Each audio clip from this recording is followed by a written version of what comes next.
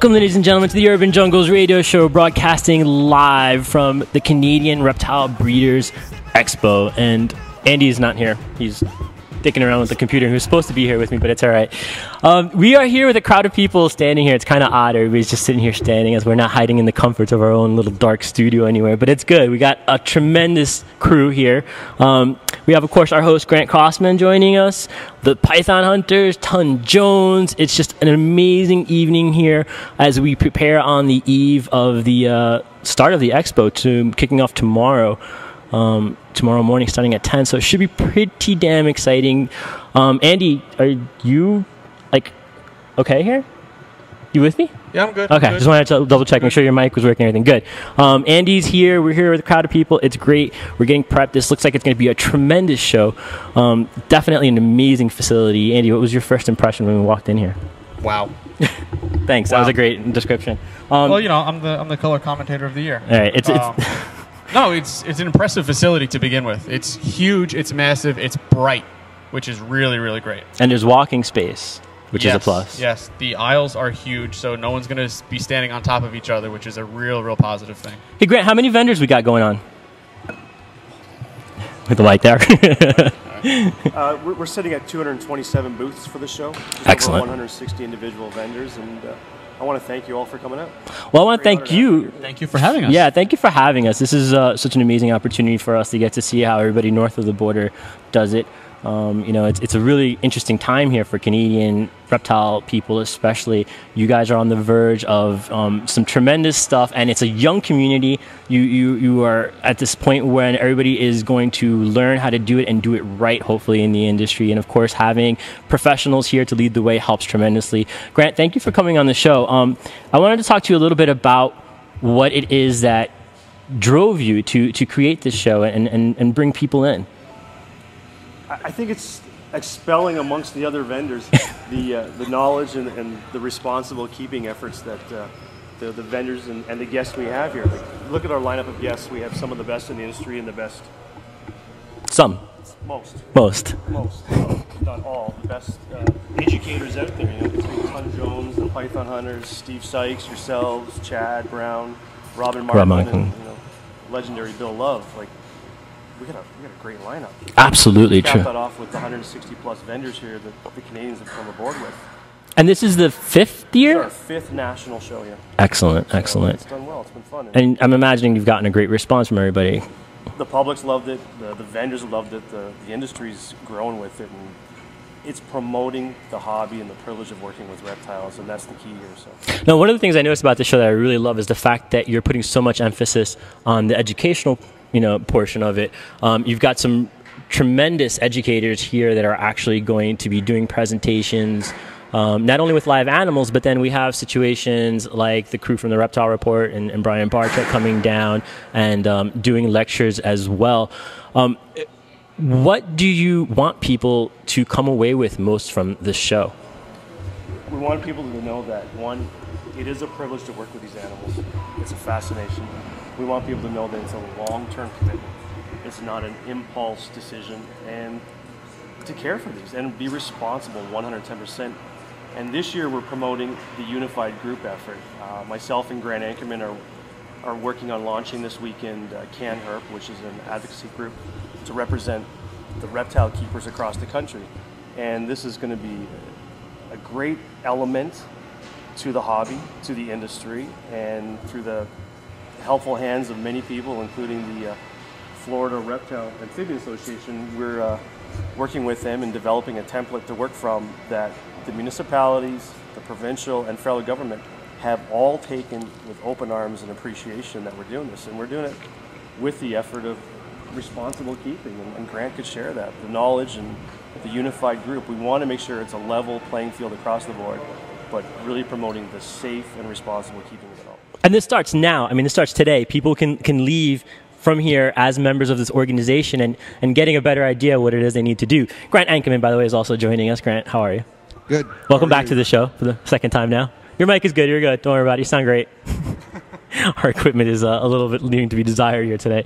But no, Grant, what can you tell us a little bit about this organization you guys are starting now? This is launched live now. I mean, people will be able to come here and be a part of this and take something away with them.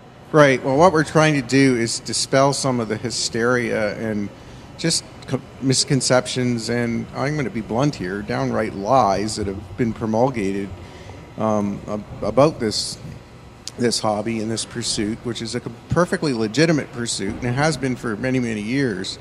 So our group, Can Herp, is designed to disseminate the proper information and proper science and the truth about keeping reptiles in captivity by private individuals, and that's basically what we're all about. Great. So how would someone go about joining if they're not here this weekend? The website will be launched by the end of next week. So presently we're accepting memberships tomorrow. The membership is a simple form with a code of conduct that we ask them to read and work to their best efforts with. And this is open to every level person. Every level, and it'll be deciphered basically through the hobbyist, the retail, breeder, importer level, and veterinarian and zoo levels. So we want to see it all together. And each membership fee will be divided into a percentage, which will go to a legal fee, an education knowledge fee, and various groupings, so that everyone knows where the dollars are going, pure transparency, and it's going to good causes. That's going to promote the whole hobby itself. Excellent, what excellent. We want to join. You? Yeah. I mean, just to support the cause. Can we do that? Absolutely. We want to see it North American-wide, if we could. Bring it all together, ultimately, but it's one big family. I mean, if I qualify, I want to be. I want to qualify. I don't know. I might have to double check his qualifications there. I don't know, right?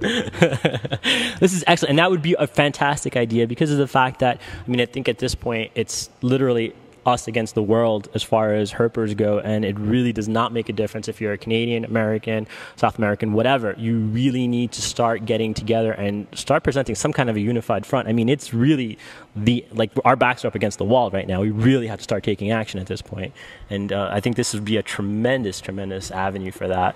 You know, we've got a great group, a solid group working together. Take an Expo, for example, bringing all these different people together. The diversity here is phenomenal. All different walks of life, and for an entire weekend, we're one huge family. Look around us, look at the crowd.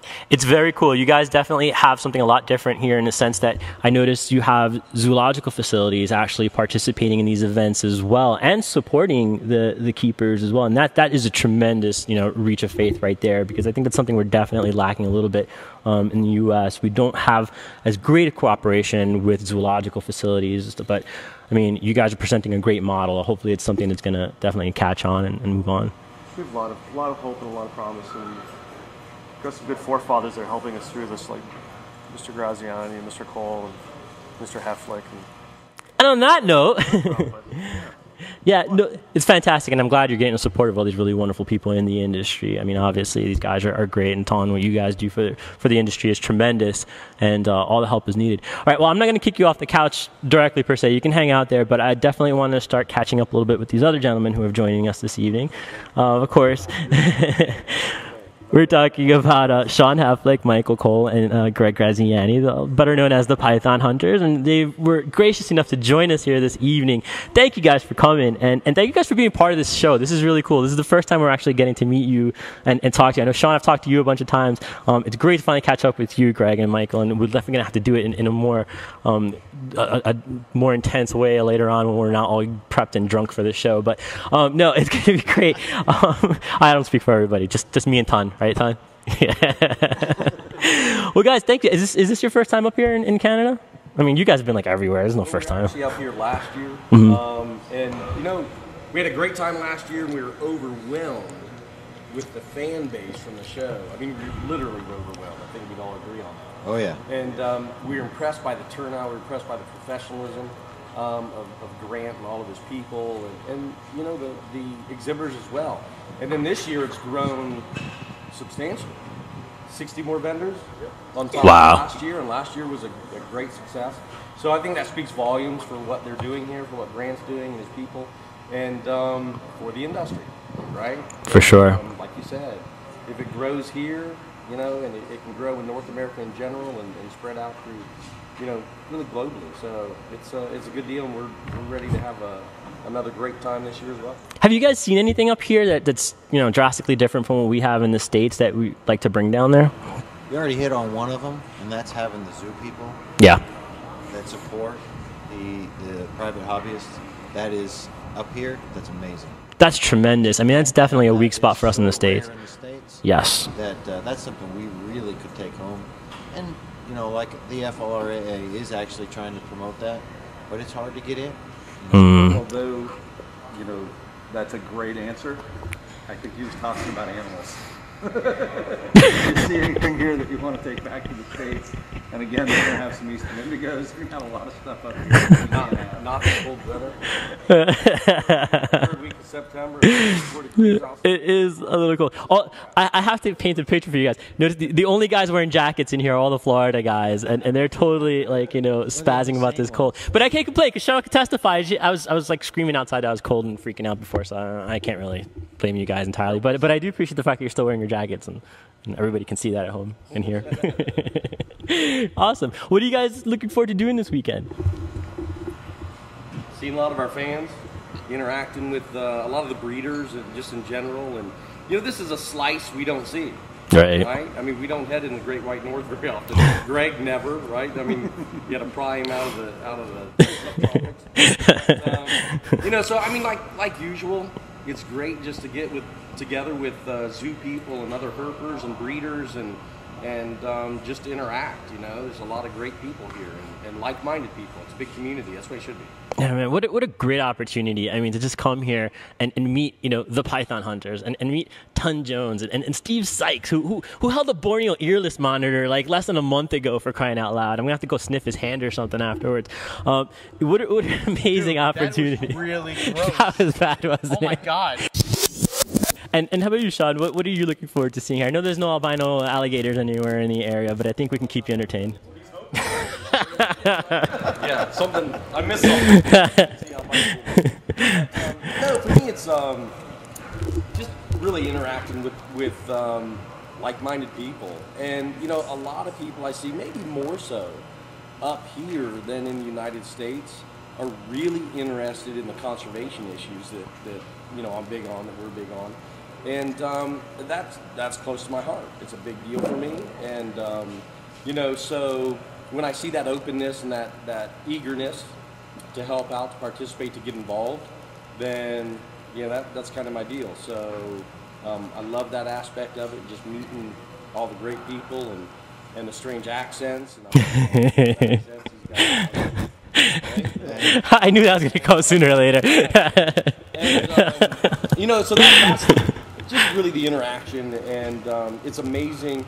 You can, as long as we've all been doing this, we can still learn stuff from everybody, and we do. We come up here and we hear something, we're like, nice. The mindset. Right. We didn't really think about it that way. So yeah, sometimes it's nice to take just a fresh look at something, to take a step back and see it through somebody's perspective, and yeah. And you have that here. Yeah, well, absolutely. I think one of the other big things that I like about coming up here is those of us that live down in the subtropical areas, we kind of get a little bit numb to the species we have here, and almost everything is exotic up here.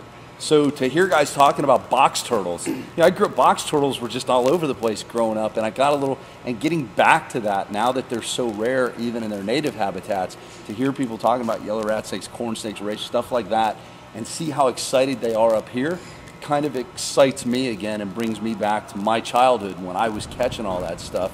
And to them, it's all new up here because they just don't have that. Yeah, it's definitely contagious. They appreciate it more than we do because we see it on a daily basis. And it's so much rarer up here that they do have more of appreciation, and they put more of a dollar value on those animals, which means people take care of them better. You know, I used to give away free snakes to kids, and those are the ones they don't take care of. The ones they have to save their money for and pay for, those are the ones that they're not throwaway animals, and that's the cool thing about up here. None of the reptiles are throwaway animals. So everybody, when you go trick-or-treating, make sure you go to Greg's house. Now Greg charges kids double. That's the last way. Ew, I don't know about you. You're kind of shady. Mike, what about you? What are you looking forward to seeing here? Well, what I've already seen, what I like a lot about the hobbyists and stuff here is, like, I thought for sure he's going for strip clubs. The night is young. We have cameras, people. Don't worry. I'm ready. Right somewhere. No, I like the fact that there's not so much posturing between the different breeders here. It's not a whole lot of me against Talking you. to the mic a little bit more. I like the fact that there's not so much posturing between the breeders here and the zoo, of course. You know, getting involved. It's so cool to see that because in the States, you know, it's very rare to see, you know, 5 or 6 big breeders come together and agree on stuff. I mean, we don't like to sit on the same couch together. Not me particularly, Right. but you know what I'm talking about. Yeah, absolutely. The American hobbyist knows what I'm talking about. Yeah. So I love to see that. I want to see what's new up here. I want to see what's cool up here. I've already seen a few things and heard of a few things that are coming to the show. Yes. That I am going to take home. Vice versa, those people that I, you know, look forward to getting exports from, also turn into potential customers. So it isn't bad to you know, spread it around. I mean, we produce a lot of stuff. He's laughing in the States. Sorry, Ton's distracting everybody. Just laughing. Ton, come on, man. We got to get on the couch. I'm not gonna give Mike. Mike, you're absolutely right. I love the fact that there's a chance to see things that we would never have the chance of seeing in the States. I mean, there's so many different animals here already. It's stuff that I look like a pygmy. Oh God, ladies and gentlemen, Ton Jones just sat down on the couch here, and hey, Ton Jones, there's Ton. Yeah, Ton is joining us. It's a little bit of mayhem here. We're gonna jump over and talk to Ton a second here. You want the gold, really? You don't like the gold? I'm Hispanic. I have to have gold. It's got to be shiny, and you know, I'm Cuban, so it's like shiny. I got rims. And are you trying to see our ethnic quota? Yes, I am totally filling the ethnic quota up here for you guys. So that is what the gold is about. And I left my chains at home at least. So. What's that? Exactly. ¿Qué? Por favor, bueno, ahora que estamos hablando, vamos a ver lo que vamos a hacer. No, I don't want beans.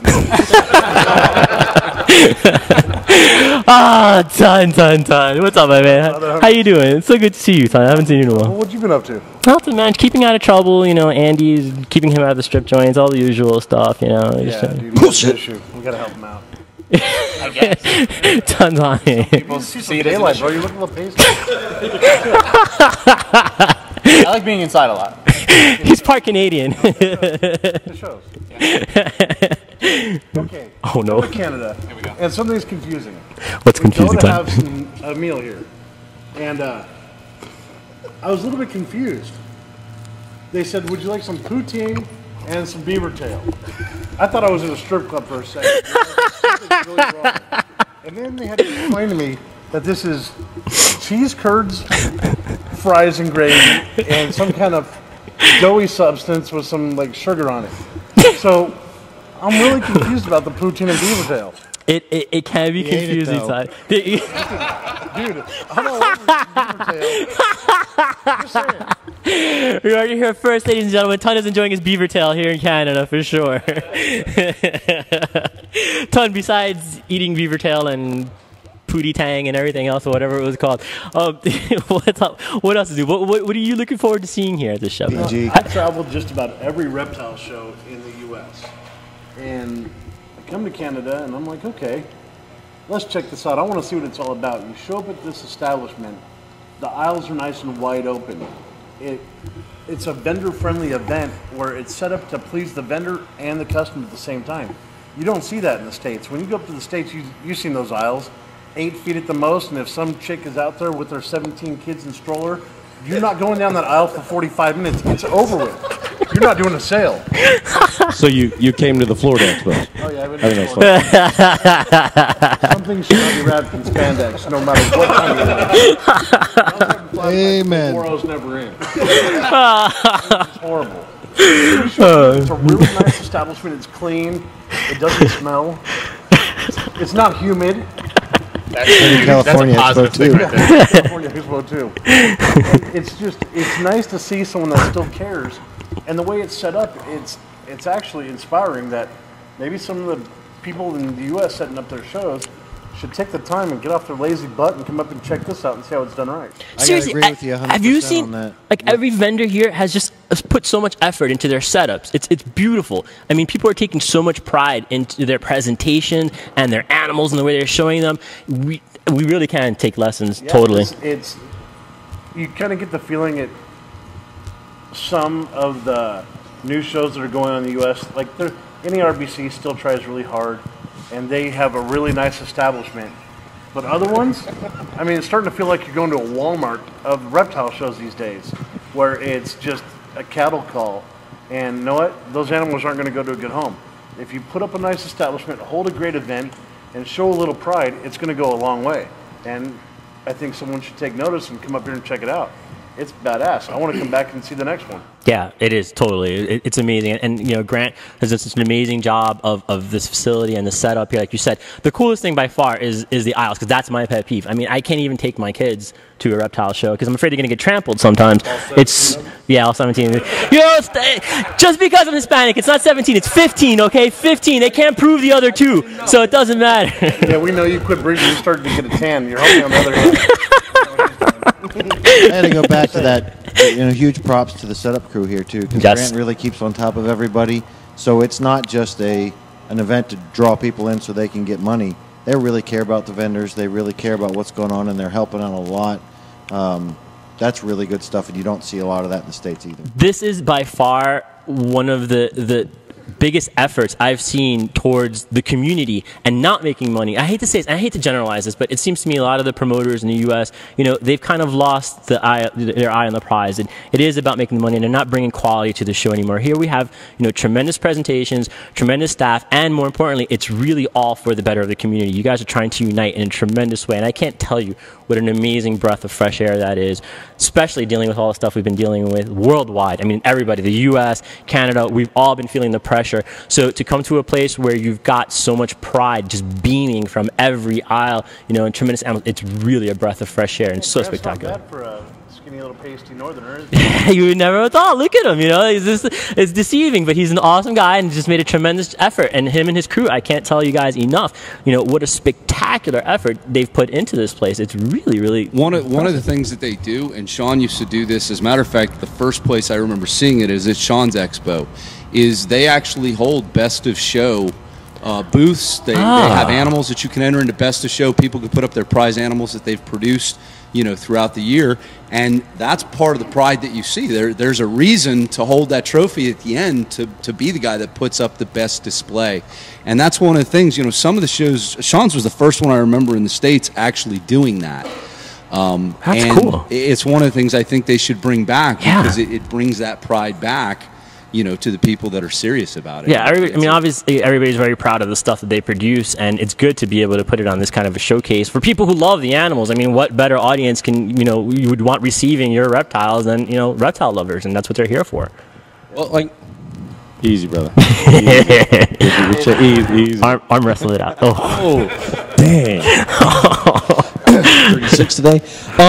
So, you know, I'm going to go back to that same exact thing, not about having the best of show, but the fact that we've struggled for decades to bring the reptile community into a better light. Yes. Right? Historically, the reptile kind of, the face that was put on it, easy, I'm going to go there for a minute. The face that was put on it was biker, tattooed, right? Biker. But listen, I'm a biker. I'm tattooed. I just have long sleeves, and you know, so easy.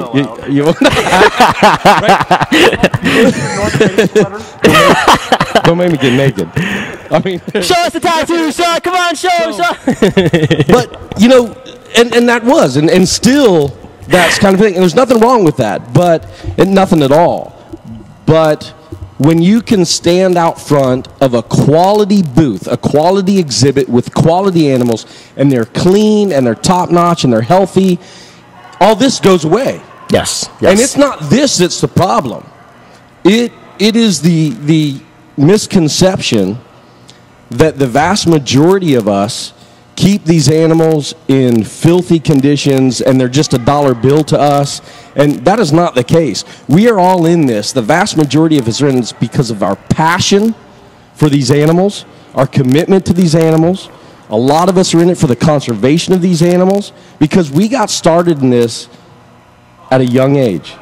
This is what kind of kicked us off, right, and drove us to do whatever we do.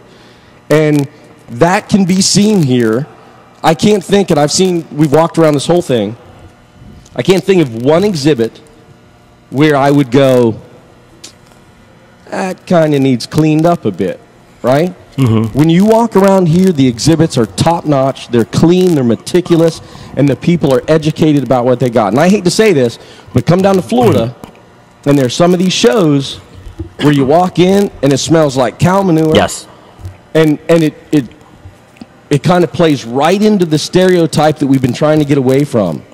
And that needs to change. And every one of those Expo people in the South, for the most part, should come up here and check Grant's stuff out and say, look, this is the pride that we want to display. This is what we are. This is truly the majority of who we are.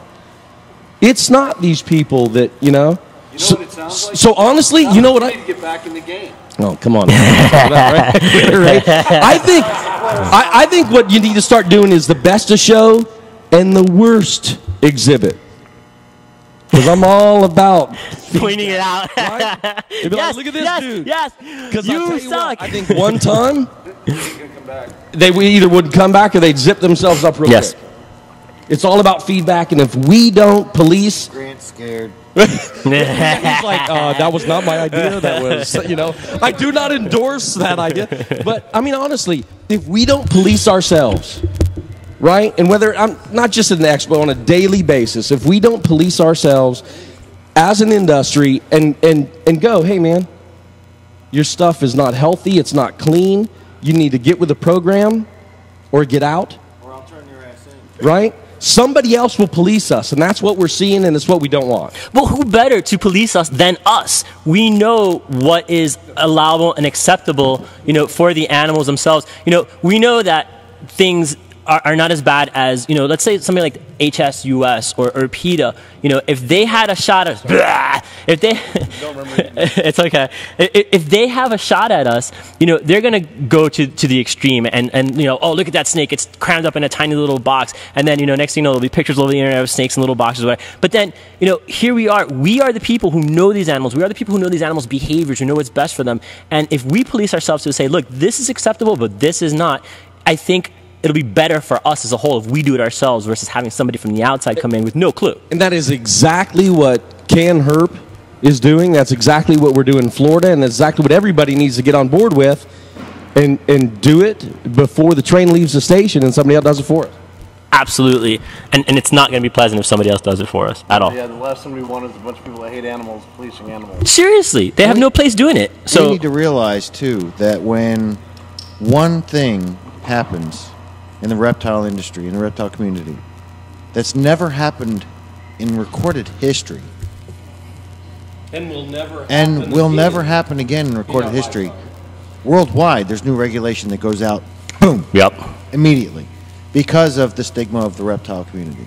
And that's what we fight against daily. So we have to be clean. We have to do it better than the other guys. And it kills me because the reptile community has so much talent. I mean, there are so many amazing people in our community of breeders. We have, doctors and scientists all the way down to, high school kids working at, cops, high school kids working at pet shops, whatever. 5-0.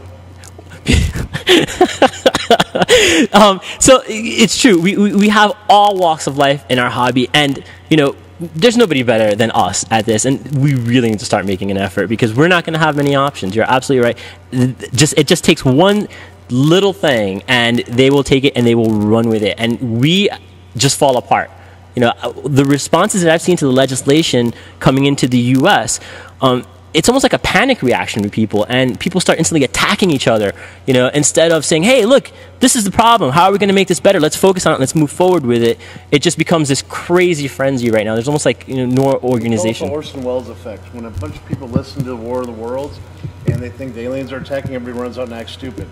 Well, something happens like this, a snake or a reptile does anything wrong, everybody jumps on the panic attack and has a freak out. But let me tell you, if a Maltipoo or some crap dog like that bites somebody, they're going to, it would just happen because you scared it. But because it's a reptile, everybody's going to hop on this panic bandwagon and freak out. If they were a little bit more educated and took a second to actually hear the reason why, or look at the events that led up to the situation, they'll realize it's not the reptile's fault. It's really not. It's the people who have it. If we helped out with education and taught proper handling, proper husbandry, it would go a lot further in this world. Because reptiles, no matter what, are going to get a bad stigma. It's not cute, cuddly. It doesn't look good on the front of a magazine. It doesn't look good in someone's handmade handbag. But for the general purpose, you don't see a lot of these people making handbags to fit your ball python or a handbag to fit your water monitor or tegu. No, it's made for a designer dog that's going to die in 4 years. They think that is cute and cuddly and that's the proper. That's inhumane. Our animals are going to live 22 years, be living a healthy life. We're a lot more responsible. I mean, I'm pretty sure you guys have snakes that you've had for many, many, many years and that have lived a healthier, more habitable life than a mixed breed dog that's going to die in 4. Our industry needs to stick together and show how responsible we are, how educated we are, because the general public, they're out there licking windows. They're not going to get it until we show them. I've said it before, and I'm going to say it again. Matter of fact, I think it was on the radio show that Grant and I were on. If we could focus the same amount of energy that we do at backbiting and just the panic and the craziness when something happens into a positive issue to support and solidarity for what we do, we would be a force to be reckoned with. Why can't we do that? You're absolutely right. And this is what we need to do. We need to issue a challenge to our own people, maybe even starting with the promoters. I mean, the shows would be a great place. We have media coming to the shows. You know, we all know that by now. And this would be a wonderful opportunity to put our best foot forward. So going forward, I would actually like to challenge promoters in the U.S. to come up with something better. I mean, the current model is good, but it was good 20 years ago. We've advanced way farther and more than that. There's no reason every show cannot look like this. I mean, cannot have superb presentations, wonderful facilities, and you know, education. That's something we're really missing at shows too, which is mind-blowing to me, because what better opportunity to educate somebody than at a show that's loaded with some of the coolest animals you could see anywhere. And every show used to do that. Yes. 20 years ago. In Florida, like the Orlando shows, all the big shows. Yep. Well, come to think of it, there's only 2 shows that do that. NARBC and here. Everybody else is just too worried about making money instead of educating. Go figure. Right. What we really have to understand is people fear what they don't understand. So by educating those people, we take that fear and turn it into respect. Doesn't mean you're going to walk right up to a crocodile, but it means you have the respect to know what to safe distance, what you can and can't do. And that's one of the biggest, you know, things that we need to do is take that fear and turn it into respect for those animals. We get it all the time as the python hunters. When we sit people down one at a time, they get that there's not 150,000 pythons in the Everglades, that they're not hanging from the trees. Ton, how many have you caught down there? None. How many hours? Oh, 6 years? You know, so, you know, these people think that there's all that information. You know, we need to put that out there.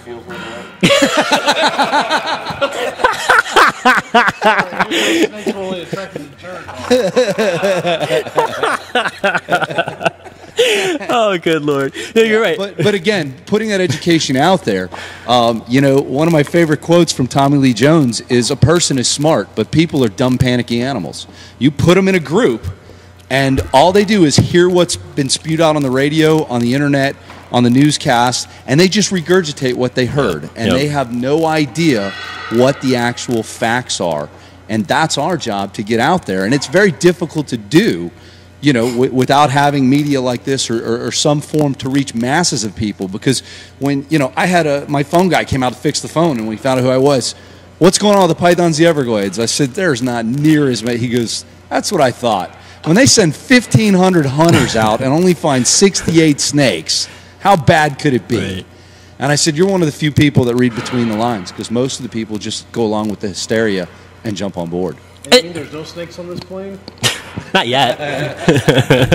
And, you know, I think we're also bypassing, excuse my beer burping, we're also missing a huge demographic that we're completely ignoring at shows, which is kids. Have you ever noticed there's just nothing for young kids at shows? I mean, it's basically a place where you go to buy animals, and that's it. There's no education. And let me tell you, you take kids, you take any 10 kids, and you make an impact with a live animal. 9 out of 10 of those kids are going to be so deeply impacted by that they will never fear another snake again. Some of them might even make careers out of it going forward in the future. I mean, you get a kid excited about anything, they're going to run with it. And it's a shame that we're really kind of missing out that aspect. And that's an investment in the future too, because these kids are really going to shape us in the next 10 years. Yeah, that's true too. It definitely helps to have access, here for the kids as well. All three of us sitting here, I won't speak for Tom. I'm not sure he was ever a child. But the three of us got into this, became impassioned with these things when we were teeny. Right. And so does most of it. All of y'all standing out there, all shaking your heads. Show of hands, everybody. Show of hands. Right. If you were as a child, you were in fact. There we go. That's the vast majority. I was younger, but I was never teeny. Well, I didn't want to point that out. But Your mother every day for what she went through.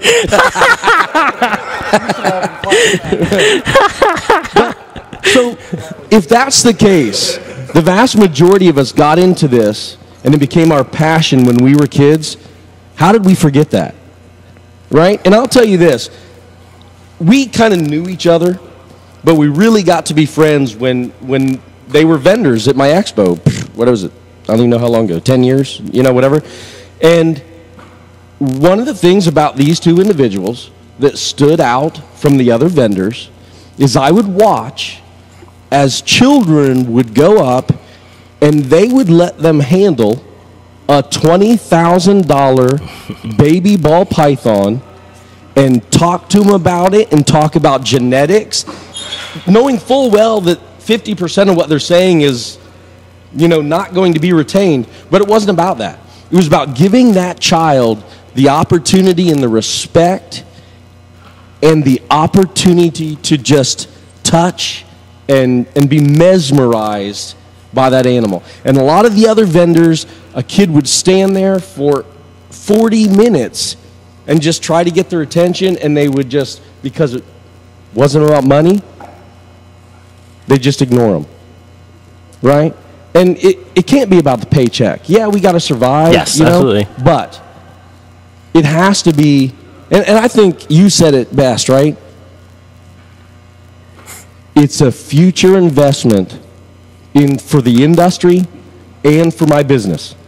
So there's a win-win downstream, right? If you're not fly-by-night, if you're in this because you're passionate about it and you love these animals, you love what you're doing, that's downstream business. And an opportunity to educate these kids and give them that just wow. Yeah, I mean, we're literally at war with everything as far as the industry goes right now, and we kind of need to create this new generation of soldiers, per se. Not to get too military-ish, but we need to create this new generation of people who are going to fight for these animals, because, I mean, most of us here have been doing this forever, and obviously most of the people here are lifelong passionately about reptiles. That's why we are here. But there's no clear future for us. I mean, what's going to happen when you guys, are no longer fighting for their rights? Who's going to do it? I can tell you what's going to happen to my family. My 9-year-old son, you can have his frogs and you pry his cold dead hands off of him. Attaboy, that's the way, absolutely. And that's how I'm raising my kid, and that's what we need to do, is we need to show them that this is what's important in life. And it just comes back to the basics of life. Showing kids respect for animals, believe it or not, will translate into their everyday interactions with people. I mean, they just become nicer people as a whole, less of a sociopath. When you have a kid who will think twice. Well, less of a sociopath in this sense. When you have a kid who will think twice about... That's like Shawn, you mean? Well, no, yeah, you're quasi. That's all right. No, I mean in the sense that, kids when kids encounter an animal, what are they going to do? They're either going to poke and prod it, or they're going to love it. One way or another. We want to make sure these people are going to love the animals. We want to make sure we're not raising a generation of kids that are so insensitive to wildlife that, they don't care twice about killing. Well, or become PETA, because that's the other extreme, because you're going to have these kids who are going to have this kind of elation later in life, and they're going to be like, I want to save animals. This is the only way to do it. Look, I was blinded by it. When I was first, a zookeeper, I was like, oh, PETA's doing good things. What the fuck? Not like that. Not like, what are you, crazy? No freaking way. But one of the tree hugging for Nazis, great.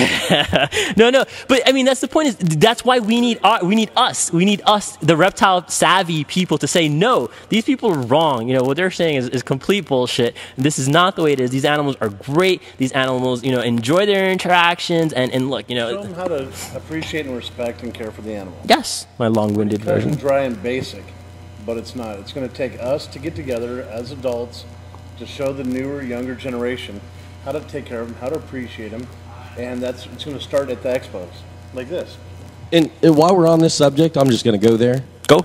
For those of you who've been donating to PETA and HSUS, you have been duped. Yes. You've been lied to, you've been scammed, you have been made a fool of, and you don't even know it. Yep. You need to do your homework, you need to research these individuals, because they were pulling down hundreds of $millions and putting it toward lobbying to take away your pets, to take away your beloved dogs and your cats and your goldfish and your parakeets. It's not just reptiles. Their end game is to remove every single pet from the United States, from Canada, from the world. That's their end game, and you're financing that. So I don't know how you can say you love animals and remove yourself from things that put so much back into your life. They suck. This is Michael Cole, and I approve that message. You forget one thing. They're also paying for the euthanasia in the freezers. Yes. Yep. They euthanize more animals in the state of Virginia than the animal shelters adopted out in the last 5 years. Yeah. Well, they're saying they've been duped. Yep. You've been lied to. Do your homework. Check it out. Because it's probably one of the best lies ever, perpetrated on humans. Yep. They're skillful at it. I'll give them credit for that. They are some underhanded, skillful lying. HSUS has made an art of it. I mean, Wayne Pacelli is like the poster I had a child. couple more adjectives. You interrupt me. Go ahead. I'd say, I mean, and like I said, Wayne Pacelli is one of those people in that sense. They have, and that's where they get their power from. Unfortunately, people like HSUS, they have a really well-run, really well-oiled machine, especially when it comes to PR, and that's where we are lacking, and that's where we need to get organized. Well, if there's that many suckers out there, I got Nikes and some Kool-Aid if anybody wants to drink. No, seriously. Well, no, it's definitely something that we need to think about. And this is, I think, where it starts, right here at the show levels. This is the most engaging kind of event that I could think of. I mean, when I was a kid, there weren't that many shows around, especially up in the Northeast. I mean, my mind would have been blown as like a 10-year-old kid coming to a reptile show. Hell yeah. My mind. I thought you said your mom. No. Oh! Dang! Graziani's ragging on my mom. Oh, man. That was Greg, by the way. That was good. Thank you, Greg, for that. Well, let's make sure Andy, turn the camera over here to cut Greg out, please. Awesome. Well, thank you guys so much for joining us here and talking about these important topics. I think we're all pretty much on the same page, and I'm glad that we have people like you guys. We have people like Ton and the Python Hunters out there fighting for us, actually on our side on this and doing the best you guys can. Thank you guys very much for all that you're doing. There's only one side to be on. That's true. And let's not forget, just one last cheesy time, but it's real from all of our hearts, I think. The only reason we're all sitting here right now, having this conversation in person, is the Canadian Reptile Breeders Expo brought on by Grant Crossman and his crew. So it all goes back to him, without a doubt. Absolutely. Much love for Skinny Grant. There we go. All right, gentlemen. Thank you very much for joining us this evening. I'm going to ask Steve to come over here. Steve, you want to come over and sit there a second? I gotta ask him something about it. Yeah, sorry. Thank you, guys. Nothing personal. Yeah.